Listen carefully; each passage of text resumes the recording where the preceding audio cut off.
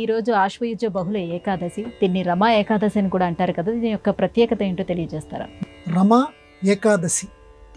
రమ అంటే అమ్మవారు, మహాలక్ష్మి. ఏకాదశి అంటే మనకు చాలాసార్లు చెప్పుకుంటున్నాం, పవిత్రమైనటువంటి తిథి. ఉన్నటువంటి తిథుల్లో చాలా గొప్పదైనటువంటి తిథి, విష్ణుమూర్తికి చాలా ప్రియకరమైనటువంటిది. అసలు ఏకాదశే విష్ణుమూర్తికి చాలా ఇష్టమైంది. అందులోనూ ఇది రమా ఏకాదశి. ఇప్పుడు తొలి ఏకాదశి అని అంటే లోకంలో ఎంత విశిష్టత కలిగినటువంటిదో. ఎందుకనంటే తనకి సంబంధించినటువంటి వాళ్ళని పూజ చేస్తూ ఉంటే విష్ణుమూర్తి సంతోషించకుండా ఉంటాడా? రమా పేరు మీదుగా, లక్ష్మీదేవి పేరు మీదుగా లోకంలో జరుపుకునేటువంటి ఏకాదశి.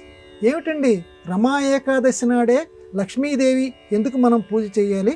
ఈ ఏకాదశికి ఉన్నటువంటి విశిష్టమైనటువంటి గుణం ఏంటంటే, ఈరోజు రమ ఆవిడ అడిగిందట విష్ణుమూర్తిని, లోకంలో ఏకాదశి అని అంటే రకరకాలుగా చెప్పుకుంటున్నారు కదా, నా పేరు మీద కూడా ఒక ఏకాదశి ఉంటే చక్కగా నా పూజ చేస్తే, ఎందుకంటే భక్తుల్ని అనుగ్రహించాలి అని అంటే ఒక కారణం అంటూ ఒకటి ఉండాలి కదా.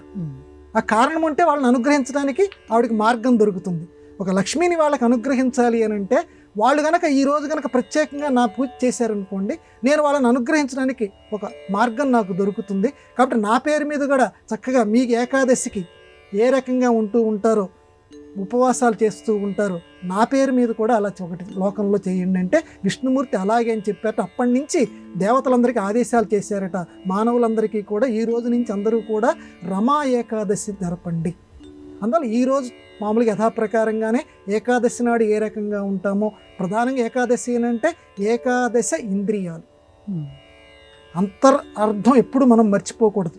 ఉపవాసం, భోజనం చేయకుండా ఉండటం ఈ మామూలుగా లోకంలో లౌకిక నియమాలు. ఏకాదశి అని అంటే ఏకాదశ ఇంద్రియాల మీద పట్టు ఉండటానికి చేసేటువంటి వ్రతం. ఏకాదశి ఇంద్రియాలంటే 5 జ్ఞానేంద్రియాలు, 5 కర్మేంద్రియాలు, వీటితో పాటు కలిపి మనస్సు. ఈ 11 ఏకాదశ, దశ ఏకాదశ. ఈ 11 ఇంద్రియాల మీద మనకి పట్టు ఉండాలి. పట్టు ఉండటం అంటే ఏంటమ్మా, వాటి మీద నిగ్రహం. కన్ను మనం చెప్పిందే చూడాలి, చెవి మనం చెప్పిందే వినాలి, మనస్సు మనం కోరుకున్నదే అది కోరుకోవాలి. చాలా కష్టం, కానీ ఆ రకంగా ప్రయత్నించాలి. ఆ రకంగా మనసు. ఇవాళ రమా ఏకాదశి, అమ్మవారి ఏకాదశి. నేను అమ్మవారిని పూజ చేస్తున్నాను. ప్రముఖ క్రీడాయాం, సంస్కృతంలో ధాతువు. క్రీడ ప్రపంచాన్ని ఆడిస్తూ ఉంటుందట. ఆ అమ్మ ఆటలో నేను పాల్గొంటున్నాను. నా చేత జీవించి ఉన్నంత వరకు కూడా అమ్మ మంచి ఆట ఆడించాలి ప్రపంచంలో. కాబట్టి మనస్సా నువ్వు చెప్పింది విను, ఇంద్రియాల ద్వారా మీరన్నీ చెప్పినట్టు వినండి. ఈరోజు చక్కగా నేను లక్ష్మీ స్తవం చేస్తున్నాను, నాకు వేరే ఆలోచనలు ఏమీ రాకూడదు, ఈరోజు నేను ఉపవాసం ఉంటున్నాను అని కేవలం ఆ రోజంతా కూడా అమ్మవారిని తలుచుకుంటూ గడిపితే ఆవిడ సంపదను అనుగ్రహిస్తుంది.